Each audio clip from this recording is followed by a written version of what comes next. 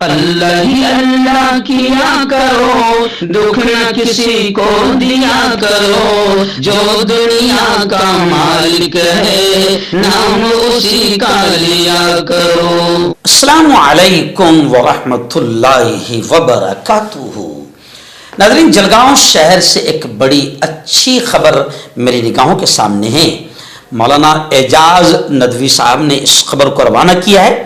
الحمدللہ گزشتہ کل جلگاؤں شہر میں ختم نبوت کوئز کا امتحان بحسن و خوبی مکمل ہوا۔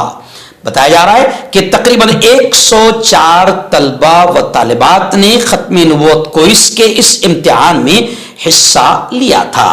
بتایا جا رہا ہے کہ یہ امتحان مدرسہ انوار العلوم مہرون شیخ الہند پرائمری اسکول میں اتوار کی صبح 9 بجے سے لے کر 10 بجے تک نہایت ہی منظم انداز میں ہوا۔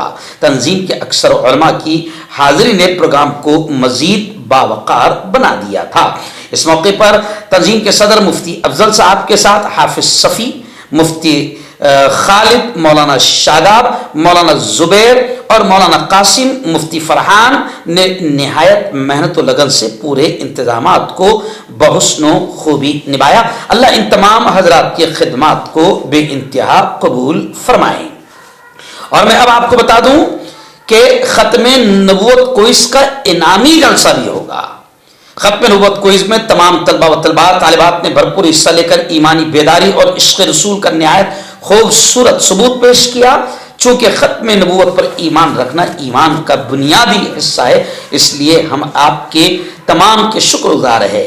اللہ آپ سب کے ہم سب کے ایمان کی حفاظت فرمائیں، ہمارے اپنے ایمان کو اللہ مضبوط فرمائیں۔ ختم نبوت کوئز کا انعامی جلسے کے پروگرام کی تفصیل کو جس طرح ہے کہ 23 نومبر بروز اتوار وقت صبح 9:30 بجے سے لے کر 1 بجے تک یہ جلسہ ہوگا۔